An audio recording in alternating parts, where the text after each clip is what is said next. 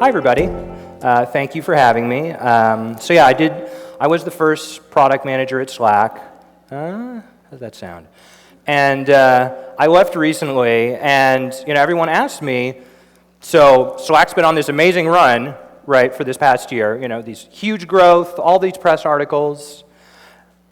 Are people hearing this okay? It sounds a little feedbacky to me. You're okay? Okay.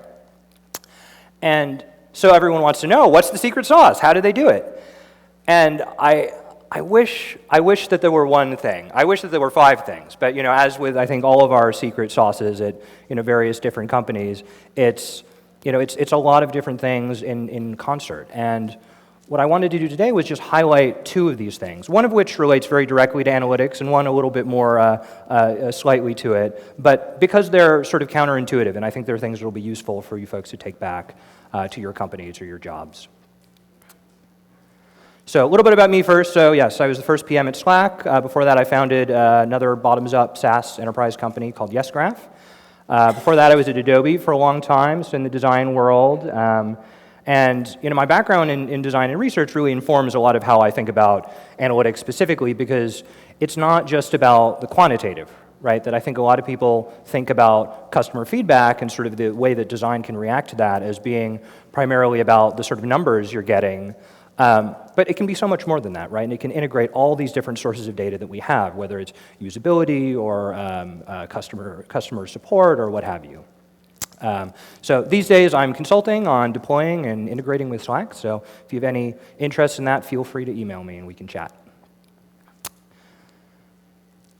So the first idea I wanted to talk about is what I call kind of peaks and valleys. And I started realizing this in reaction to all these people saying such complimentary things about Slack. They'd say, oh, it's so amazingly designed, it's so wonderful. And, I think Slack's pretty good, but, I had, I had this experience of being deep in the product for so long, I saw all the warts. I didn't think it was so great at all, right? I saw the features that were missing. I saw the things that weren't all that we really wanted them to be. And, what I realized was that it's more that, yes, there's some areas of the product that are missing. All of our products have areas that are missing or aren't as good as they could be. But they also, in Slack at least, have these peaks, these things where we add a little bit of joy, where we go a little bit further than we had to. And that ended up being really powerful in aggregate to really just improve the perception of the product and make people feel special and make people love, feel more connected to Slack. So the question this brings up, awkward question, is are you building a flat product? And I think this is a relevant question because a lot of us talk about MVPs, right? The minimum viable product. And the problem with building the minimum is that you end up with something like this, that it's pretty nice, nice landscape, yellows and greens, but I took this on vacation and I can't really remember where it was, or if I was on a bike, or if I was on a car, or on a train. It's something that does what it needs to do, but it doesn't go any further. And I think there's a real danger in building a product like that, because what's the motivation for people to go the extra mile to sort of really understand the full value of what you're trying to do, right? Because few products can really show all that in the very first moment. It takes commitment from the customers as well. A quote I really like that relates to this is from Paul Buchheit, and it's from his essay, "If your product is great, it doesn't need to be good." Really like that name. Got to come up with good names like that. And the quote is, pick 3 attributes or features, get those things very, very right, and then forget about everything else. And I really agree with this sentiment. And the point that Paul was making was really at the high level, right? That all of us should be focusing on a relatively small number of sort of emphases in our product. But that's expensive, right? I mean, making a big difference in sort of 3 big areas of focus, that can take engineering and time and thought. And part of what I realized working on Slack was that peaks don't have to be big. You can make a small tweak to go above and beyond, and it can make a huge difference in aggregate, even if it's something that's just sort of a one-off or just a little detail that that came up in the design process. And when you put those things all together, they really mean something, and they speak to the brand, and they speak to the fact that there are people behind the product, right? It's not just this thing to do the minimum of whatever needs to be done. So I wanted to walk through one example from Slack, and I'll give a little bit of background for folks who aren't familiar with the product. So there's this feature called @channel, and so what happens with @channel is when you send that in a Slack message, everyone in the channel is notified. So it could be 10 people, it could be 100 people, it could be 1,000 people. So this is a stressful operation. It's something where you can't take it back, right? If you send it, it's gone, all the notifications are ringing, and so we tried to diffuse that tension as much as we could, right? So we showed the impact by showing the number of people, by the number of time zones that were going to be notified. We thought about different user groups, so we've got the user keyboard shortcuts for expert users. We had the team settings for admins, but ultimately that's kind of just thoughtful design, right? It was because this isn't an edge case, right? This is a central feature of Slack, so we didn't treat it like an edge case, and we didn't give it a sort of generic confirmation dialogue. And so I think the problem with this is that good design, as I think probably all of you know, is often invisible. And so it does the job, but it doesn't necessarily connect with the people using it in the way that's powerful and sort of shows what the software is about. So what makes this a peak? It's the Rooster. And this Rooster, sense has become a little mini mascot for Slack. And what's interesting about the Rooster is that it kind of acknowledges that you're not going to be able to diffuse all the tension here, right? You're not going to be able to make this an entirely stress-free operation. But you know what? It's all right. We've got a cartoon character. Everything's going to be fine. And a lot of people, when I talk to them about this, ask me, so what? Mr. PM, did you write in cartoon Rooster in the spec? Was that part of the grand plan for how this is going to work? No, I cannot take credit for the cartoon Rooster. But what I can say, and I think this is the important point to take home for you folks, is that it comes from a culture where you have permission to do things like that, where you wouldn't look at that and say, that's never going to ship, why even bother? It was something that came up in the design process, and we all looked at it and we said, this is going in the product. Because it made sense. It was emotional, it spoke to sort of the issue that the user had in that moment. And you know what? It wasn't that hard to build. It was an easy thing to add on to that dialogue. And I think that's the ethos that I've tried to adopt from then on, is that give everyone permission to be able to design these peaks in. You're not going to be able to do all of them, right? Sometimes you have to get down to business, just do what needs to be done, but make space for that in your culture. So takeaway, build a product with peaks and valleys. You're always going to have that valley that you're asking your users to walk through, whether it's an onboarding or inviting their friends or any of the numbers of things that we ask our customers to do in order to get to know our product and get the full value out of it. So give them something to look forward to. Even if the peak isn't that big, it's something where they can look across that valley and they can understand why they're taking this time, why they should be paying attention, and why your product is different from all the other ones out there on the market. So that's number one. Number two is a little controversial. I don't know. Depends on the audience. We'll see what you folks think.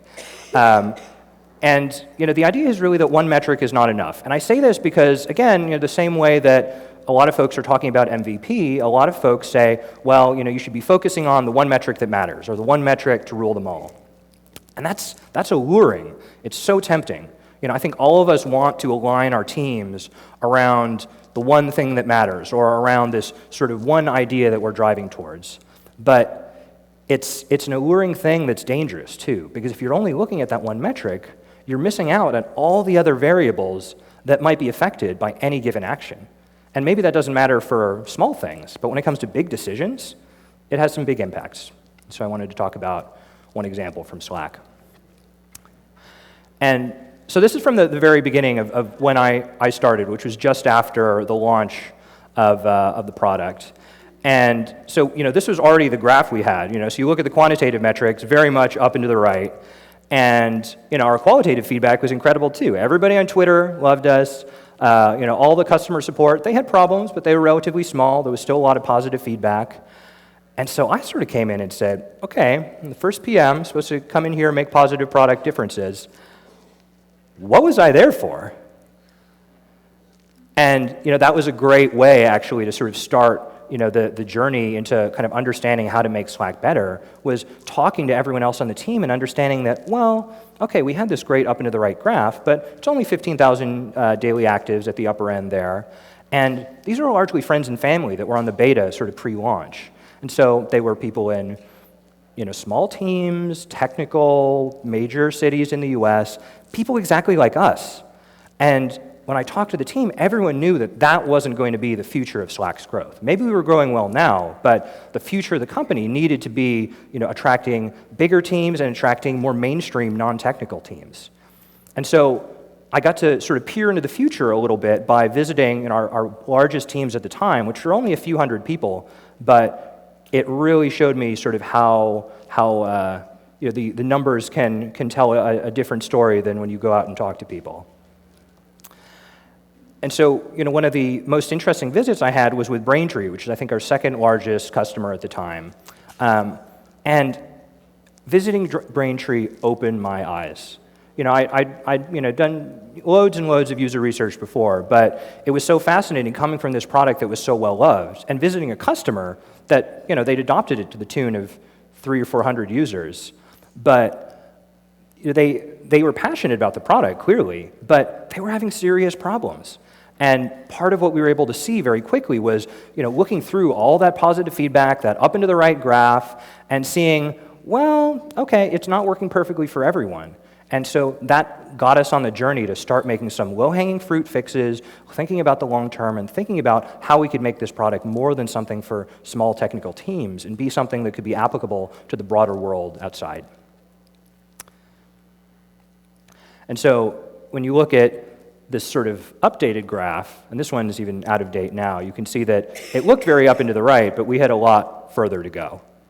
This one tops out at 500,000 active users, daily active users, and since then Slack's well over 1 million daily actives.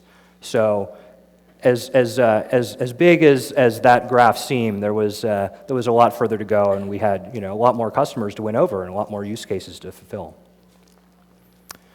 So kind of what lessons can we take out of this? I think the big one is that every product decision is a trade-off, right? That let's say you want to send email to your user base, right? You've got a positive metric, some people are going to click, and you've got at least one negative metric, some people are going to unsubscribe. And so let's say 50% click, right? That's a pretty great click rate. Most of us would be grateful to have that. But what if your unsubscribe rate is also 50%? That's not so good, right? All those people who are clicking and unsubscribe. So this is a very simplistic example, but it just shows how if you're only looking at one metric, you're not seeing the full story. And it may seem simple, and that anyone would know this for an example like this, but this is the best case where probably this data is all in the same dashboard. You have sort of click rate and unsubscribe rate, and it's a simple decision. What about a complex strategic decision? Like, let's say we want to focus on our existing customers. We're going to de-emphasize growth into new markets. We want to sort of generate growth from our existing markets. Well, those two pieces of data are probably in completely different tools. So if increasing customer satisfaction is our positive metric, well, that's maybe from a customer sat survey, every 3 months. And then growth into new markets, okay, maybe that's more real time. Maybe that's in our revenue dashboard. But do we have it divided out? Can we say, what proportion of that is new markets? And what defines limiting growth, right? Is it we'd be okay with flat growth? Or do we want some increase but not as big as we'd expected otherwise? There's a lot more questions that come into it, and it means you have to start thinking about that bigger picture when you're making these strategic decisions. And it doesn't mean pull down every metric under the sun, but it means think about the downsides, right? Everyone wants, their initiative to go well. But even if you're not doing something as clear as A/B testing, think about what's the evidence that it's not going well? Like, what's the evidence that we should pull back and try something else? So lessons we can draw from this, I think one is just around having clear goals. Because when you think about the good things about the one metric that matters, it's that unifying factor, right? That everyone on the team can look at this metric and say, all right, this is what I need to do. But if your metric is revenue and you're on the customer support team, how do you feel about that? Doesn't that undervalue, the value of customer support? just because they don't generate revenue. And so the nice thing about clear goals is that every person on the team can contextualize them to their situation. So even if they're not all following the same metric, they understand where the company is going, they understand why what they're doing matters. And that's a much better way to get people connected to what the company's trying to do on a day or week or by quarter basis. And like I said, pay attention to the upside and the downside, right? That if you're making these bets on the future, don't just think about the positive scenario, right? Think about what happens if those bets don't work out. So, I'm sorry, I wish it were so, but one metric is not enough. Every decision's a trade-off. You've always got these multiple variables on various sides. All these things are going to be complex. So much as having these few, or one metric can be tempting, when you're making a big decision, look at it holistically. Make sure you're taking advantage of all the different pieces of data, even if some of them are a little bit harder to find or harder to measure. Yeah, make sure you're measuring both sides. And that's it. Thank you, folks.